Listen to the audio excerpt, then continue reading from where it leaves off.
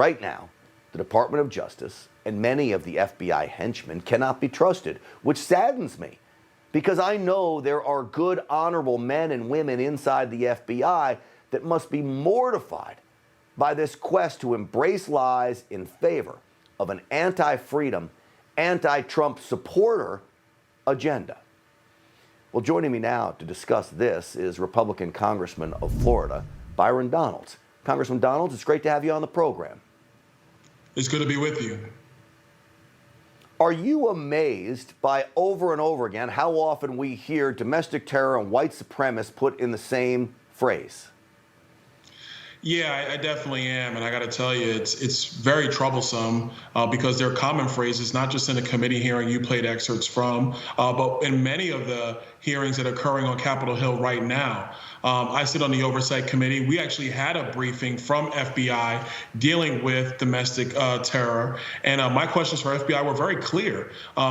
In the 40% of all domestic terror investigations and cases, did they actually have a breakdown based upon political ideology, whether it was the far right or the far left? And FBI told us in committee that they don't look in terms of political ideology. They only look at whether it's anti-government ideology. And so that's the way they classify it when they do their breakdowns with all domestic terror in the United States. Clearly, it seems to me to be on purpose to wage the assault against what amounts to Trump supporters and conservatives.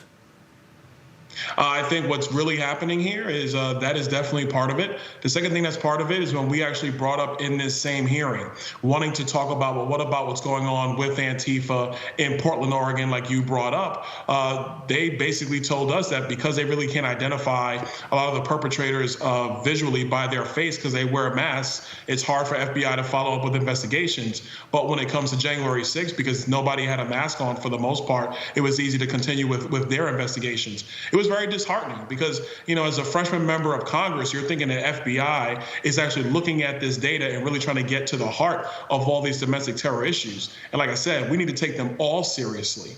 But you have to be consistent across everything that you see. It's not clear to me that FBI is being very consistent at all. And that's quite concerning as an American.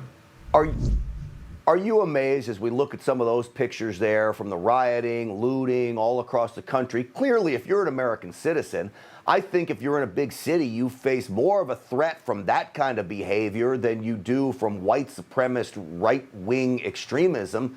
I know there are some events that happened. We all denounce them. We denounce all these events.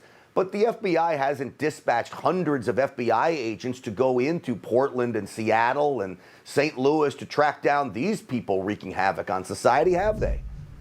To my knowledge, they haven't done that. And I think, you know, the bigger situation is this. We want to make sure that any of these instances are handled. Let's be very clear.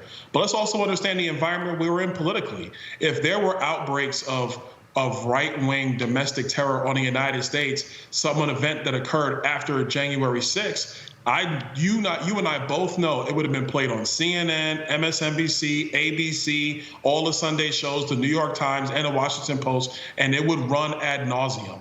Meanwhile, what's continuing to happen in Portland and unfortunately in Seattle and other places across our country get very little coverage at all. The stance I want is just to be consistent. Let's be consistent and treat them all the same. Let's investigate them all on the same level. Let's not try to make one, like Merrick Garland says, is making him fall asleep, not sleeping at night, when we understand that Antifa is far more than the idea that Joe Biden tried to call it. It is very real. It is destructive. Just ask the people of Portland. They'll tell you.